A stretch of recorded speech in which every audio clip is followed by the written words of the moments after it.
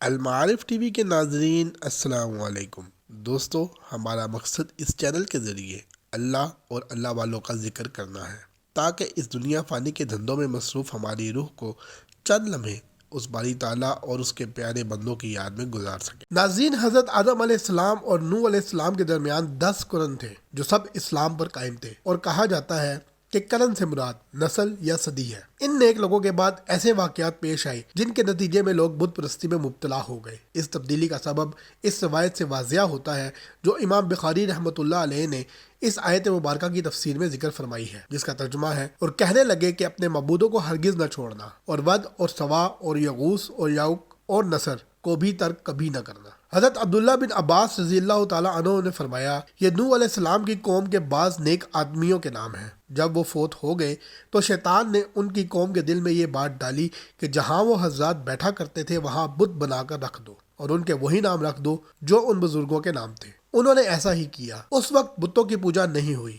جب وہ لوگ فوت ہو گئے اور علم مٹ گیا تب ان کی پوجا ہونے لگی۔ حضرت عبداللہ بن عباس رضی اللہ تعالیٰ عنہ نے فرمایا، نوح علیہ السلام کی قوم کے بعد یہی بت بعد میں عرب میں پوجے گئے۔ امام ابن جریر رحمۃ اللہ علیہ نے اپنی تفسیر میں محمد بن قیس رحمۃ اللہ علیہ سے روایت کی ہے۔ انہوں نے فرمایا، یہ حضرت آدم علیہ السلام اور نوح علیہ السلام کے درمیان کے زمانے کے اولیاء کرام تھے۔ ان کے کچھ پیروکار بھی تھے جو ان کے طریقے پر چلتے تھے۔ جب وہ فوت ہو گئے تو ان کے عقیدت مندوں نے کہا، اگر ہم ان کی تصویریں بنا لیں تو ان کی یاد کی وجہ سے ہمیں عبادت کا شوق زیادہ ہوگا۔ چنانچہ انہوں نے ان کی تصویریں بنائیں۔ جب یہ تصویریں بنانے والے افراد فوت ہو گئے اور ان کی جگہ دوسرے لوگ آ گئے تو ابلیس نے ان کے دلوں میں وسوسہ ڈالا کہ تمہارے باپ دادا ان اولیاء کرام کی عبادت کیا کرتے تھے اور انہی کی وجہ سے انہیں بارش ملتی تھی۔ چنانچہ ان لوگوں نے ان کی عبادت شروع کر دی۔ ابو المطر سے روایت ہے کہ ابو جعفر محمد باقر نماز پڑھ رہے تھے کہ حاضرین نے یزید بن محلب کا ذکر کیا۔ نماز سے فارغ ہو کر انہوں نے فرمایا، تم نے یزید بن محلب کا ذکر کیا ہے، وہ اس علاقے میں قتل ہوئے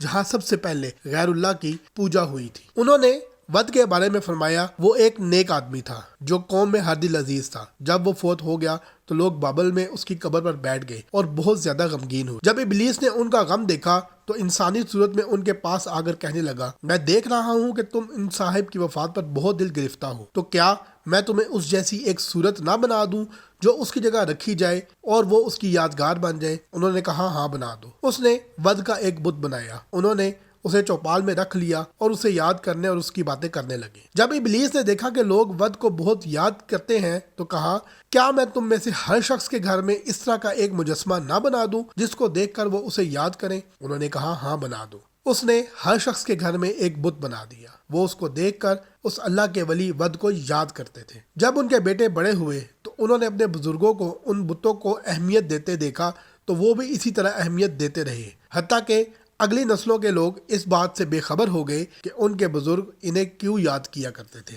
البتہ انہوں نے آہستہ آہستہ ان کی عبادت شروع کر دی۔ چنانچہ سب سے پہلے جس مخلوق کی عبادت کی گئی وہ ود بزرگ کا بت تھا۔ ناظرین، ہر بت کو پوجنے والی ایک الگ جماعت تھی۔ یہ بھی کہا جاتا ہے کہ جب طویل زمانہ گزر گیا تو انہوں نے تصویروں کی جگہ مجسم بت بنا لیے تاکہ وہ زیادہ دیر تک قائم رہ سکیں۔ یعنی پہلے تصویریں بنائی گئی تھیں، بعد میں تصویروں کے مٹ جانے کے خوف سے مجسمے بنائے گئے، بعد میں ان کی عبادت ہونے لگی۔ ان کے ہاں ان کی عبادت کے بہت سے طریقے تھے۔ حضرت ام سلمہ اور ام حبیبہ رضوان اللہ علیہ اجمعین نے حبشہ میں جو گرجا دیکھا تھا اس کا ذکر رسول اللہ صلی اللہ علیہ وآلہ وسلم سے کیا۔ اس کا نام ماریا تھا۔ انہوں نے اس کی خوبصورتی کا ذکر کیا اور اس میں جو تصویریں تھیں ان کا ذکر کیا۔ تو رسول اللہ صلی اللہ علیہ وآلہ وسلم نے فرمایا، ان لوگوں میں جب کوئی نیک آدمی فوت ہو جاتا تھا تو اس کی قبر پر عبادت گاہ تعمیر کرتے تھے اور اس میں یہ تصویریں بناتے تھے۔ اللہ کے ہاں یہ لوگ مخلوقات میں بدترین ہیں۔ ناظرین، مزید اس طرح کے ویڈیوز کو دیکھنے کے لیے ہمارے چینل کو لائک کریں، شیئر کریں اور سبسکرائب کریں۔